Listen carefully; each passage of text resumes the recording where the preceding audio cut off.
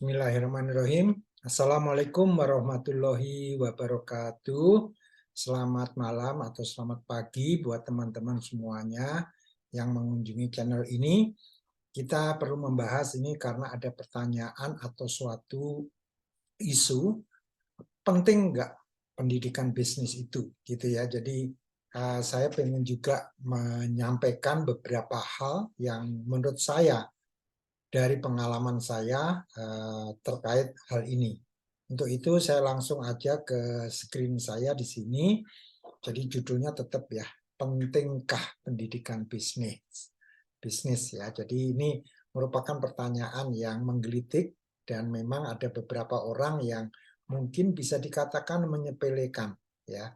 Nah, ini menurut saya ada 3 hal. Pertama, yaitu memang penting ya, pasti jawabannya penting karena memang saya sendiri sudah melihat bagaimana dampak dari belajar bisnis dengan pekerjaan yang saya lakukan gitu ya. Jadi perlu untuk aktivitas kerja sehari-hari. Karena kalau kita tidak dibekali dengan pendidikan bisnis, bagaimana kita bisa menjalankan bisnis itu sendiri gitu ya. Jadi pada saat saya juga pertama kali bekerja, saya juga nggak tahu itu kerja itu apa gitu ya. Waktu itu saya sebagai business rep di Metro Data gitu ya. Waktu itu produknya Weng, Weng komputer. Sekarang udah nggak ada. Tapi kalau saya nggak di training atau nggak diberi pendidikan bisnis oleh Weng, oleh Metro Data selama 3 bulan saat itu, mungkin saya juga nggak bisa menjalankan fungsi saya sebagai seorang bisnis representatif gitu ya. Kemudian yang kedua adalah perlunya keterampilan komunikasi ya. Jadi dari pengalaman saya keterampilan komunikasi ini tadinya ya kita jalan aja gitu, nggak perlu lagi kita belajar komunikasi secara spesifik gitu ya. Ternyata kalau nggak melalui keterampilan komunikasi kita tidak bisa pede gitu ya menghadapi orang lain, apalagi menghadapi prospek gitu ya. Waktu itu saya di UN Komputer menghadapi prospek susah sekali gitu ya. Dan tentunya perlu empati ya. Empati itu dalam hal ini, katakanlah saya sebagai business rep gitu ya, bagaimana saya bisa mencoba memahami sisi dari prospek itu sendiri. Mungkin mereka belum butuh komputer, atau butuh komputer, tapi dananya belum ada gitu ya. Jadi bagaimana saya berempati mengenai hal tersebut, dan juga yang penting dalam komunikasi dan empati ini adalah agar kita bisa melakukan interaksi yang terbaik ya dan melakukan networking. Jadi penting sekali pendidikan bisnis itu. Dan yang ketiga adalah alasannya tentu saja untuk produktivitas. Jadi setelah kita tadi anggaplah saya sebagai pemula, kemudian begitu saya sudah berpengalaman, mungkin setahun, 2 tahun, dan seterusnya gitu ya, ini untuk meningkatkan produktivitas kerja saya dan juga melakukan beberapa inovasi untuk pertumbuhan bisnis dan keberlanjutan bisnis itu sendiri. Nah, ini kalau di sini saya mungkin sudah bisa bercerita ketika pengalaman saya sudah 5 tahun gitu ya.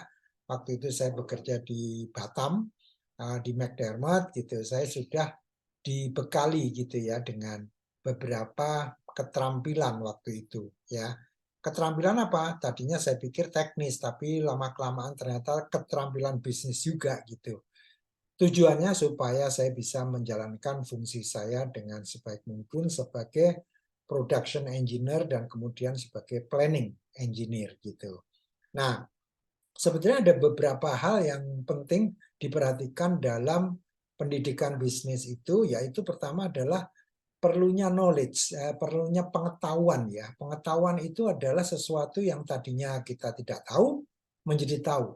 Tapi belum tentu kita bisa. Ya, jadi ini hanya mengetahui dulu. Belum tentu bisa gitu. Jadi pada waktu kuliah dulu saya belajar planning and production control misalnya ya. Pakai bukunya Beagle, saya masih ingat sekali warna kuning gitu ya. Apa Planning and Production and Inventory Control gitu ya, PPIC gitu. Nah, saya juga belajar gitu bagaimana supaya order itu optimal dan tidak terlalu banyak inventory atau bahkan kalau bisa inventory itu nol gitu ya, just in time gitu. Jadi knowledge itu harus ada. Nah, knowledge itu nggak akan ada artinya kalau kita tidak praktekkan ya. Jadi pengejawantahan dari knowledge atau pengetahuan tadi adalah dalam bentuk skills ya, dipraktekkan tuh. Jadi ilmu saya membuat pemahaman saya tentang PPIC, waktu itu saya langsung membuat critical path network gitu ya, CPN gitu ya, dan langsung dipraktekkan melihat kegiatan fabrikasi di lapangan seperti apa dikaitkan dengan rencana saya tadi gitu. Jadi knowledge itu bisa dari pelatihan, bisa dari membaca buku, dari membaca manual, membaca prosedur yang ada di perusahaan tersebut gitu ya.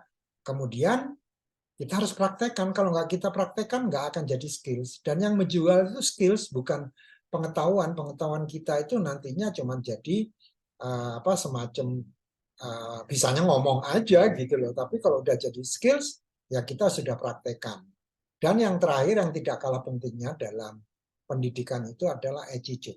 Ya, bagaimana kita berhadapan dengan orang-orang yang tidak sependapat dengan kita. Bagaimana kita berhadapan dengan vendor yang tidak bisa mengirimkan barang on time. Apakah kita marah-marah atau dengan rekan kerja yang kurang kooperatif. Jadi attitude inilah yang menjadi puncak dari semuanya ini, sehingga tiga-tiganya ini diperlukan ya, singkatannya KSA, knowledge, skills, sama attitude.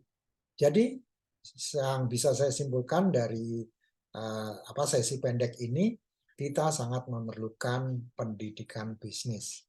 Cobalah, kalau memang Anda nggak percaya dengan saya, cobalah Anda tidak mengikuti pendidikan bisnis. Dijamin Anda tersesat. Demikian, terima kasih. Semoga bermanfaat. Wassalamualaikum warahmatullahi wabarakatuh.